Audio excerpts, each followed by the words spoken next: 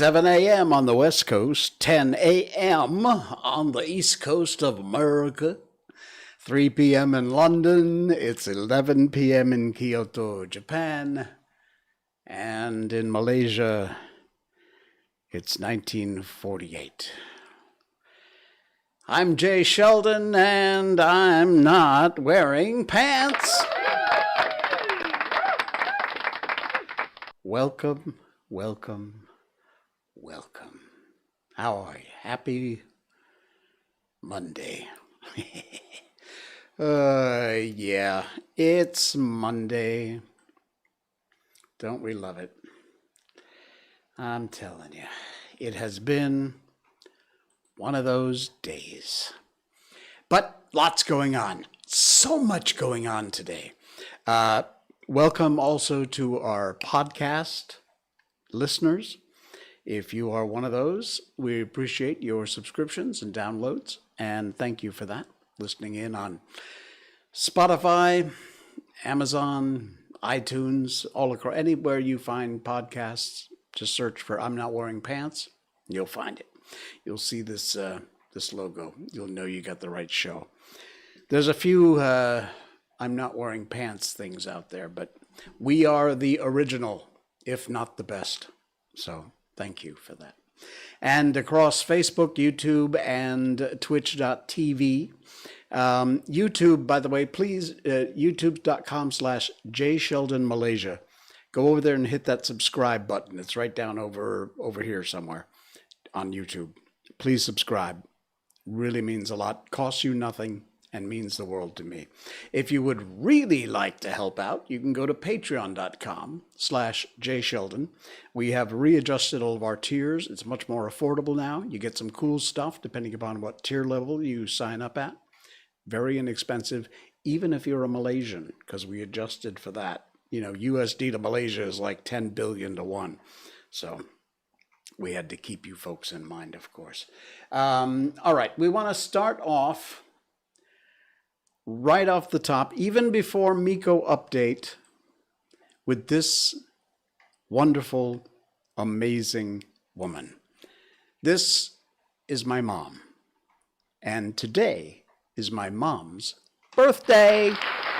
Yes. Wow. Yeah. She's an amazing woman. She's 86, I think. She put up with me for many, many years, but she, in spite of my protestations, she raised me right. And I'd like to think that I am today what she made me. She gave me all of us. There were 5 of us. I'm the oldest of 5 in our family.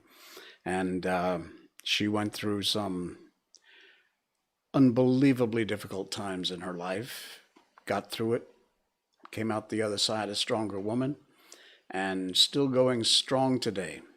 Still has all her wits about her, still is as crazy as I am, and I miss her dearly, and I love her very much. So, Mom, a very happy birthday to you. She is truly, truly an amazing lady. All right, it's time. Miko update. An abbreviated version tonight. Miko update. Miko, are you still out there? Nah. She was earlier. She's not now. But, oh, geez, now I got to adjust this. You can see all my life events. I'll just go to Facebook if you want. There you go. That is the little lady. We actually went out, other than our daily walk. Yesterday, we went for our daily walk. Then we got back a little early, and we went to, what's it called? Tropicana Metro Park? I forget. Anyway, it was closed, but we still were able to walk around a bit. We couldn't get into the park because, you know, lockdowns. But we were able to get at least some different territory for a little Miko romp around the sidewalks and check it. So we took a few beauty shots of Miko there. And yeah, she had a great time. We didn't stay too long, but was nice. It looks like when the park opens up, it'll be nice. We very much miss Dessa Park City, but it's gonna be a while. So yeah, we had a blast there. All right, let's get on and move over to. We also want to let you know that in addition to it being Merdeka month here in Malaysia, Merdeka is the last day of August. Yesterday began. I'm not going to say this right, so bear with me. Zongyuan, the Zongyuan festival in Taoism, and Yulan Pen Festival in Buddhism. It is basically what they call Hungry Ghost Month. And it's held in a lot of Asian countries. According to the Chinese calendar, the Ghost Festival is on the 15th night of the 7th month. So all this month. In some countries it lasts 15 days. In some it lasts the full lunar cycle, which is, 28 days, I guess. It's also called Ghost Month. And it is believed, I think, on the last day of Ghost Month, the gates of hell open and all the ghosts come out and get food and drink and things. And there's certain beliefs like you're not supposed to go out at night and all that kind of stuff. I mean, people do, but that's like the old traditional beliefs. People are a little more cautious during Ghost Month. So the gates of hell open, but that's okay because 3 nights a week, we open the gates of hell right here. So don't got to worry about that.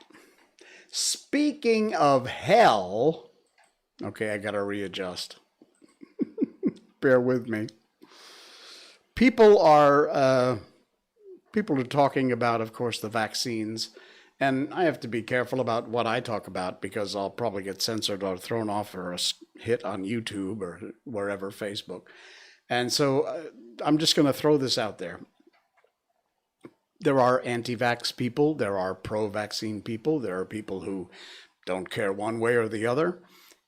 Like I said, my opinion is, you know what? It is private medical information between you and your doctor. And I think it ought to stay that way. Whether you're pro or anti, you do you. I'll do me, you do you.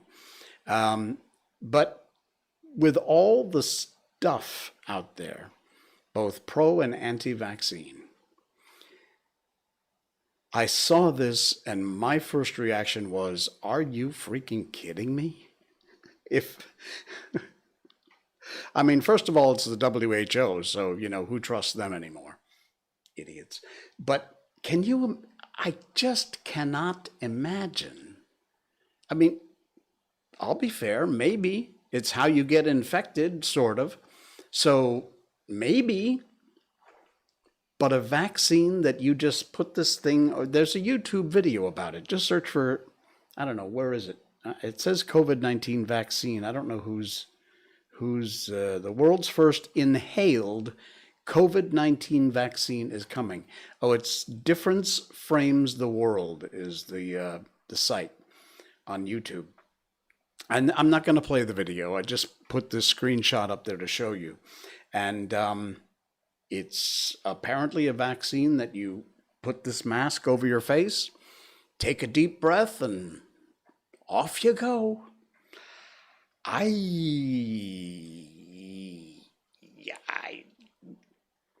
don't know.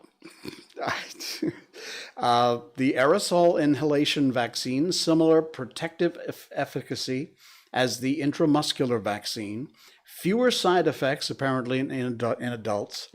I'm assuming this is probably still under study. It is not readily available. It can also be used as a booster. It can significantly improve the already vaccinated population's multiple immunization effects against the new mutations. At the same time, the dose of this vaccine is relatively low, which indirectly increases the yield of the vaccine significantly, and it can effectively solve the problems of medical waste disposal. As a result, more suitable for a large-scale vaccination. So, suck it up and get in line. I'll just leave that there. Actually, I won't leave it there. I'll share this with you too. I saw this today. It's from Marriage Conservation.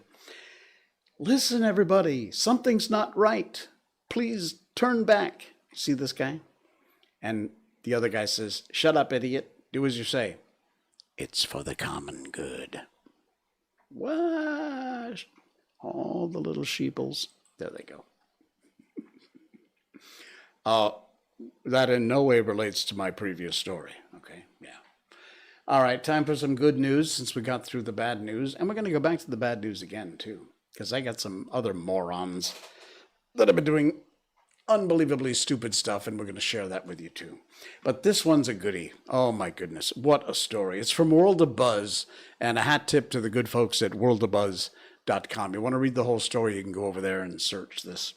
What an amazing story. A 70-year-old man in 1976 Indian Airlines crash, who was presumed dead, reunites with his family after 45 years. Look at this. This is insane. A 70-year-old man from India who was presumed dead after the Indian Airlines plane crashed in Mumbai back in 1976 returned home to Kollam last week, July 31st, after 45 years. The sweet homecoming of the man, Sajid Thangai, was a roller coaster of emotions as his 91-year-old mother waited for his arrival with sweets, ready for her son to come home into her arms. Upon his arrival, the both of them hugged and cried. Villagers and local leaders graced the occasion. This was reported by the Hindustan Times. That original plane crash claimed 95 lives back in 1976. And this guy, at the amazing age of 70, actually had survived the crash and was just after 45 years reunited with his family. Man, that is amazing. Incredible. What a great, great story. Had to share that today. All right, what else have we got? Oh, I know. I put some weird mushrooms on my thumbnail tonight because I wanted to share this. I don't know what they're all called. I'm sure some of you do if you are fungi fans. But you gotta check this out. This is just past weird. Look at this. These, again, if you're listening into the podcast, sorry, rumble.com/JSheldonNoPants. You can watch the video version of our show. It's up right after we're live, so check it out, rumble.com/JSheldonNoPants. Oh, this is purely visual. It's some pictures of an absolutely amazing collection of the world's spookiest mushrooms. Now, look at this thing. Can you say Little Shop of Horrors? Look at that. That is insane. This would fit right on the set of any thriller horror movie. It's crazy. How about this one? These look like ears. They actually look like human ears. This is a fungus. It's a mushroom. Insane. This one, which looks like a hand coming up out of the ground. Actually, as white as it is, looks like a dead body's hand coming up out of the ground. That's scary. Check this out. This is beautiful. It looks like it's been covered in ice, but that's actually part of the fungus, part of the mushroom. These are amazing. Look at that. Whoa, I'm assuming this part here probably explodes and the spores. Look at, there's one just starting to pop. This is insane. You know, we showed you, was it last week or the week before, that cabbage field that looked like the xenomorphs? This does that one better. These are wild. Absolutely incredible. Look at that. Mushrooms are all weird. Very weird. They look like rocks. These are glow in the dark. They're bioluminescent mushrooms. That's fantastic. That is so cool. I've seen these before in real life. In real life, that sounds funny. But no, I have seen these before. They're incredible. Here's some weird, hairy suction cup things. I don't know. These are just the strangest things. Okay, have no idea what that is. Looks like the inside of a papaya after it's half eaten. This is really strange. Again, looks like a weird collection of rocks. Look, oh, brain matter. The brain matter mushroom. Very nice. uh, is that a morel? I think it is. I don't know much. Like I said, I'm not a fungi fan, but I mean, I like eating them if they're edible. And no, I've never done those kind of mushrooms. That's the weird thing about mushrooms. Some are delicious, some will get you higher than a kite, and others will kill you. So, yeah, oh, this is beautiful. Look at that. Amazing. Okay, we won't go with any innuendos with that picture. That's cool. That looks like monkey cups, the plant we have growing wild here in Malaysia. But this is a mushroom. Again, another Seymour thing. This one we used to have back in Connecticut, growing in our lawns occasionally. They'd pop up. And then when you step on them, or if you squeeze them, this puff of smoke comes out of them. And it does look like smoke. It's actually the spores. And so you're actually helping out the mushroom if you step on them to propagate the species. But yeah, these mushrooms used to grow quite wild when I was a boy in Cornwall, in Connecticut. Very cool. Weird. That looks like a crow with many mouths. Okay, enough of that. These mushrooms are freaking me out. I think we've had enough, thanks. Excuse me. I need some coffee to wash down the mushrooms. Oh, speaking of which, I ordered some durian. And again, we've talked about durian on the show. It's the king of fruits here in Malaysia and Southeast Asia. Normally, Caucasian people hate it. It's very smelly. It tastes weird to Caucasian taste buds. Not this guy, but to a lot of Caucasian taste buds. But probably in Malaysia anyway, the top of the food chain durian is called Muson King. It is incredibly expensive. I'm talking incredibly expensive. And I was, as you know, we have not been able to go to Genting, to my favorite pastime, which is the slot machines, for well over a year now, because the idiots who believe in controlling viruses with politics instead of science have locked us down under house arrest for forever, and we still are. Did I just say that? Yes, I did. But anyway, we aren't able to go. So I was looking at the Genting site, and we get points. You have your player's card when you're at the casino. You put it in the machine, and you get points the more you gamble, because they're just rewarding you for spending your money.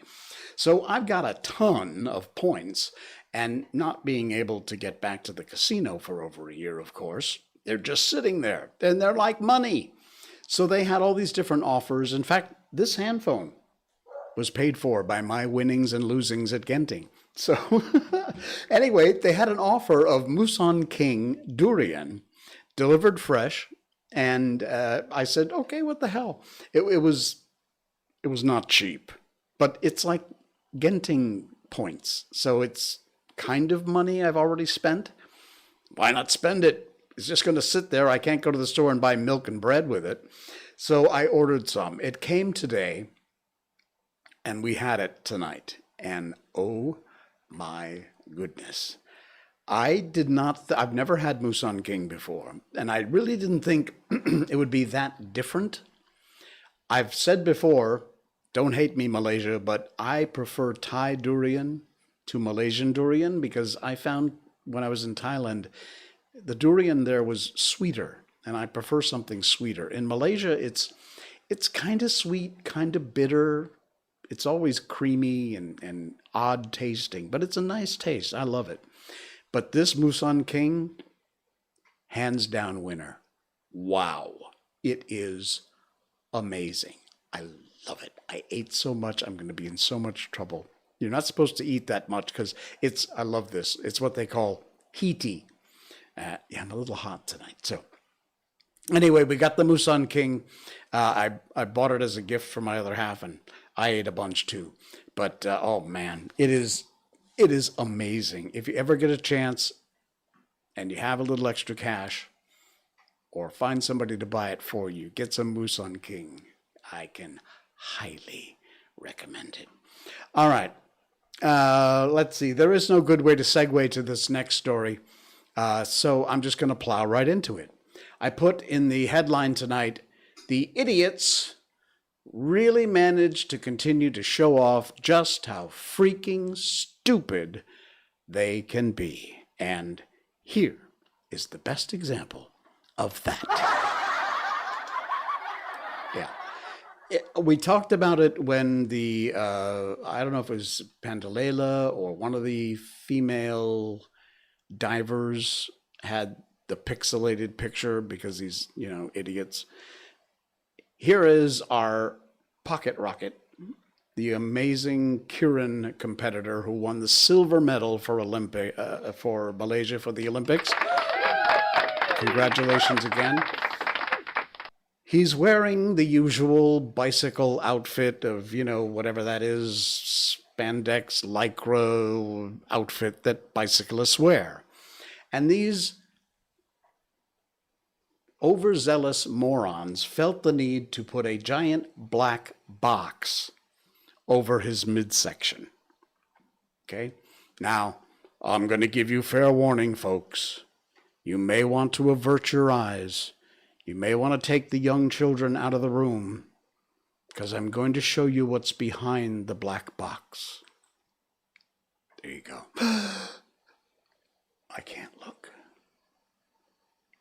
I can't look. Is it okay? Is it all right to come out now? Again, when is the stupidity going to stop? Apparently not soon.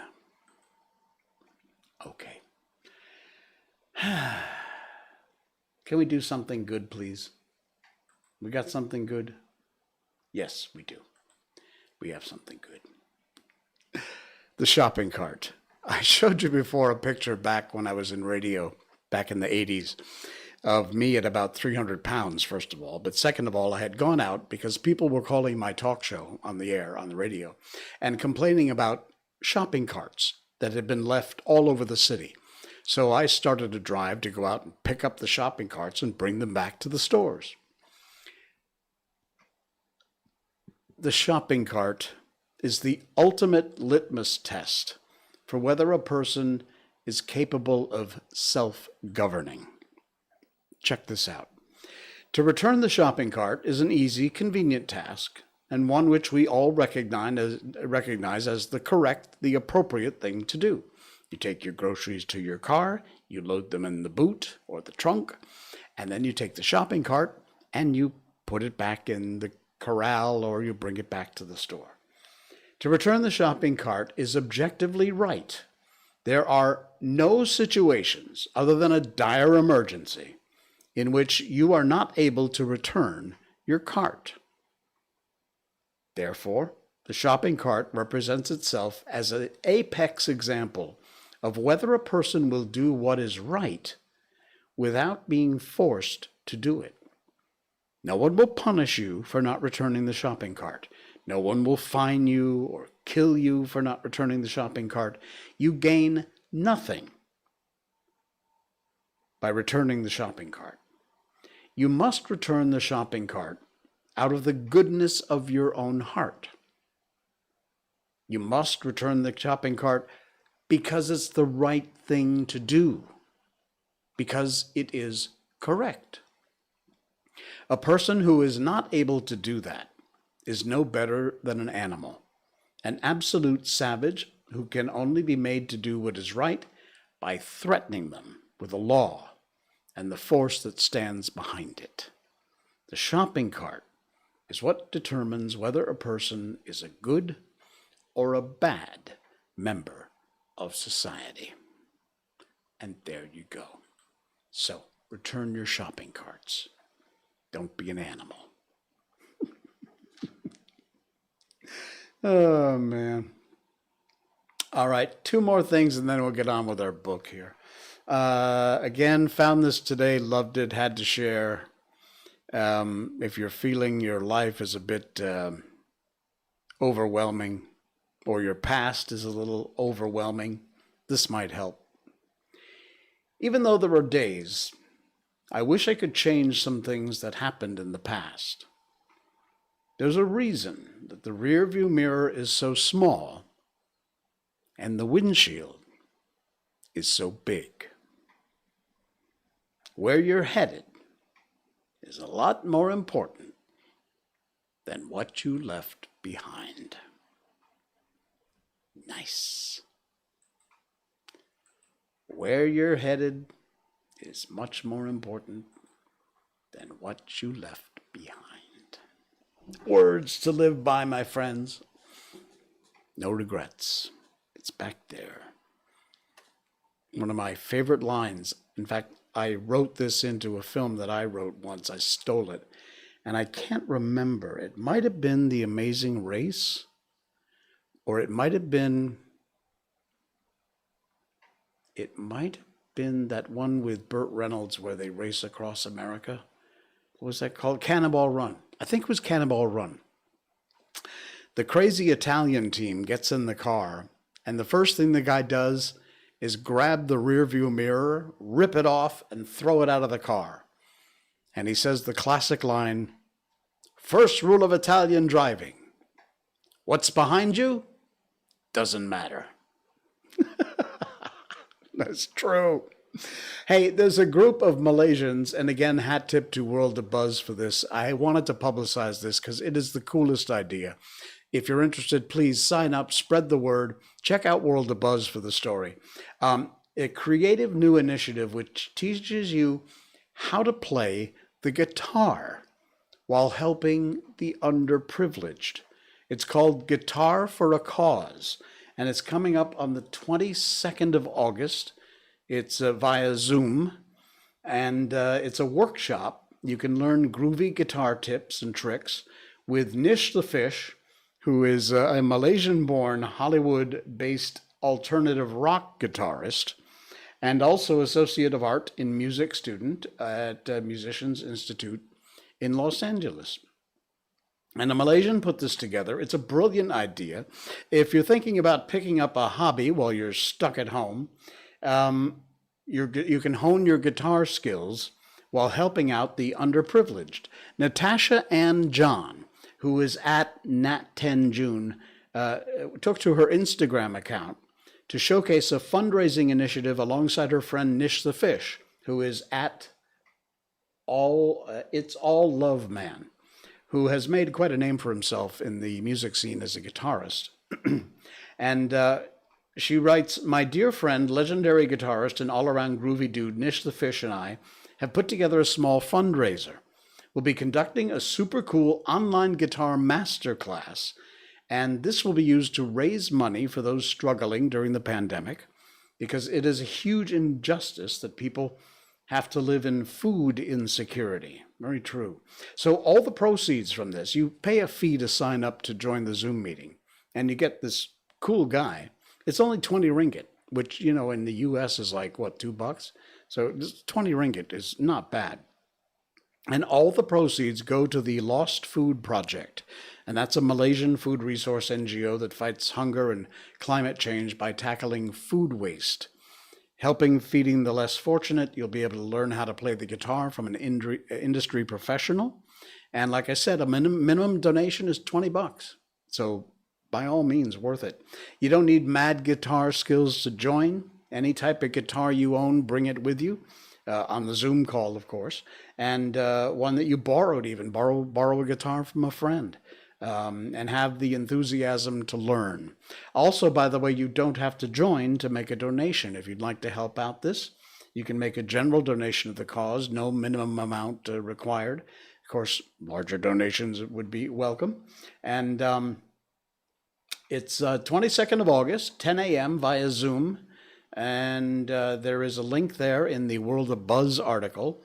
And very cool. So there you go. You can find out more and get signed up. that would be a really great idea. You hope that you would help to support that cause, which is why I wanted to get it out there on the show and let you know about it. Because, yeah, it's a worthwhile one by all means. Very, very cool. Okay, are you ready? It's time to move on up and over to our good friends at the Jungle Book. Rudyard Kipling wrote this amazing book back in the 1800s, and we've been reading it. We are right smack dab in the middle, right towards the end, actually, of the chapter of Rikki Tikki Tavi, the mongoose. And we left it at a very tense moment. As you know, Rikki Tikki had killed Nag, the cobra, and the cobra's wife, Nagaina, was in the house. The family, mother, father, and Teddy, and the cobra, Nagaina, was right in position to pounce. And where we left it last time, Teddy's eyes were fixed on his father, and all his father could do was whisper, "Sit still, Teddy. You mustn't move. Teddy, keep still." We'll continue now with Rikki Tikki Tavi from the Jungle Book. Rikki Tikki came up and cried, "Turn around, Nagaina!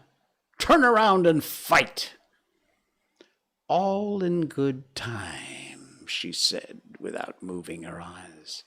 "I will settle my account with you presently. Look at your friends, Rikki Tikki.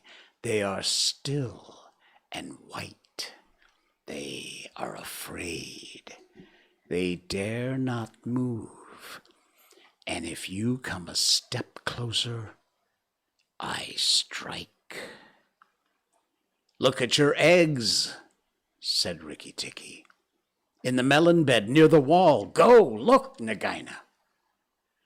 The big snake turned half around and saw the egg on the veranda. "Ah, give it to me," she said. Rikki Tikki put his paws one on each side of the egg, and his eyes were blood red. What price for a snake egg?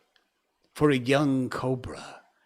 For a young king cobra? For the last, the very last of the brood? The ants are eating all the others down by the melon bed. Nagaina spun clear round, forgetting everything for the sake of one egg. Rikki Tikki saw Teddy's father shoot out a big hand, catch Teddy by the shoulder, and drag him across the little table with the teacups, safe and out of reach of Nagaina. "Tricked! Tricked! Tricked, Tick," said Rikki Tikki. "The boy is safe, and it was I that caught Nag by the hood last night in the bathroom." Then he jumped up and down, all 4 feet together, his head close to the floor. He threw me to and fro, but he could not shake me off. He was dead before the big man blew him in two. I did it. Rikki Tikki Tick Tick, come then, Nagaina. Come and fight with me. You shall not be a widow long. Nagaina saw that she'd lost her chance of killing Teddy, and the egg lay between Rikki Tikki's paws. "Give me the egg, Rikki Tikki. Give me the last of my eggs, and I will go away and never come back," she said, lowering her hood. "Yes, you will go away, and you will never come back, for you will go to the rubbish heap with Nag. Fight, widow. The big man has gone for his gun. Fight." Rikki Tikki was bounding all round Nagaina, just keeping out of reach of her strike. his little eyes like hot coals. Nagaina gathered herself together and flung out at him. Rikki Tikki jumped up and backward. Again and again she struck, and each time her head came with a whack on the matting of the veranda, and she gathered herself together like a watch spring. Then Rikki Tikki danced in a circle to get behind her, and Nagaina spun round to keep her head to his head, so that the rustle of her tail on the matting sounded like dry leaves blown along by the wind. He'd forgotten the egg. It still lay on the veranda, and Nagaina came nearer and nearer to it, till at last, while Rikki Tikki was drawing breath, she caught it in her mouth, turned to the veranda steps, and flew like an arrow down the path, with Rikki Tikki behind her. When the cobra runs for her life, she goes like a whiplash flicked across a horse's neck. Rikki Tikki knew that he must catch her, or all the trouble would begin again. She headed straight for the long grass by the thorn bush, and as he was running, Rikki Tikki heard Darzee still singing his foolish little song of triumph. But Darzee's wife was wiser. She flew off her nest as Nagaina came along and flapped her wings about Nagaina's head. If Darzee had helped, they might have turned her, but Nagaina only lowered her hood and went on. Still, the instant's delay brought Rikki Tikki up to her, and as she plunged into the rat hole where she and Nag used to live, his little white teeth were clenched on her tail, and he went down with her. And very few mongooses, however wise and old they may be, would care to follow a cobra into his hole. It was dark in the hole, and Rikki Tikki never knew when it might open out and give Nagaina room to turn and strike at him. He held on savagely and stuck out his feet to act as brakes on the dark slope of the hot, moist earth. Then the grass by the mouth of the hole stopped waving, and Darzee said, "It's all over with Rikki Tikki. We must sing his death song. Valiant Rikki Tikki is dead, for Nagaina will surely kill him underground." She sang a very mournful song that he made up on the spur of the moment. And just as he got to the most touching part, the grass quivered again, and Rikki Tikki, covered with dirt, dragged himself out of the hole leg by leg, licking his whiskers. Darzee stopped with a little shout. Rikki Tikki took some of the dust out of his fur and sneezed. "It's all over," he said. "The widow will never come out again." And the red ants that lived between the grass stems heard him and began to troop down one after another to see if he'd spoken the truth. Rikki Tikki curled himself up in the grass and slept right where he was. Slept and slept till it was late in the afternoon, for he had done a hard day's work. "Now," he said when he awoke, "I will go back to the house. Tell the coppersmith, Darzee, and he will tell the garden that Nagaina is dead." The coppersmith is a bird who makes a noise exactly like the beating of a little hammer on a copper pot. And the reason he's always making it is because he is the town crier to every Indian garden, and tells all the news to anybody who cares to listen. As Rikki Tikki went up the path, he heard his attention notes like a tiny dinner gong, and then the steady ding-dong tock. Nag is dead. Dong. Nagaina is dead. Ding-dong tock.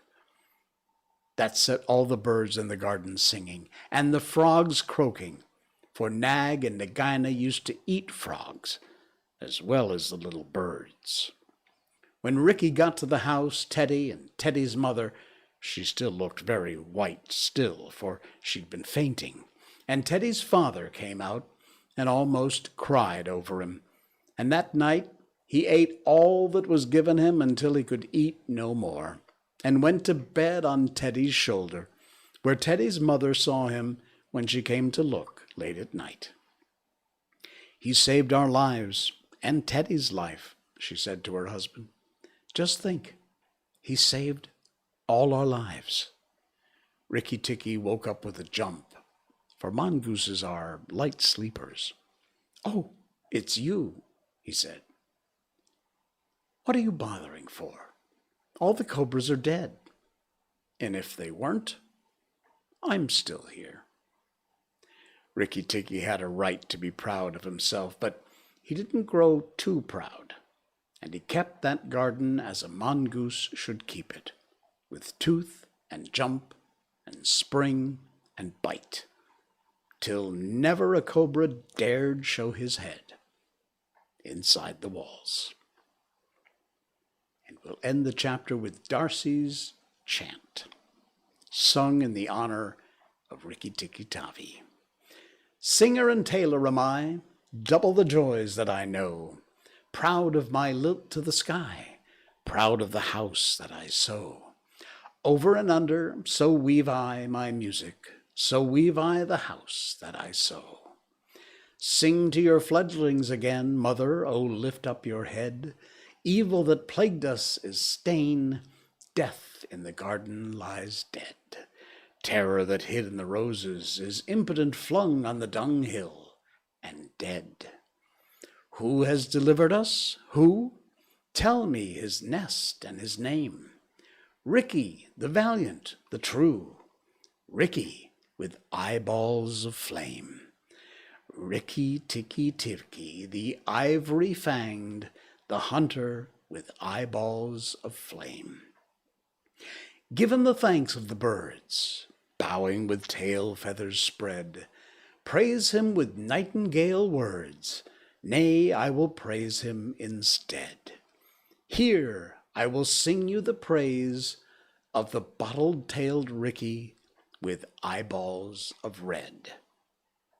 Here Rikki Tikki interrupted, and the rest of the song has been lost.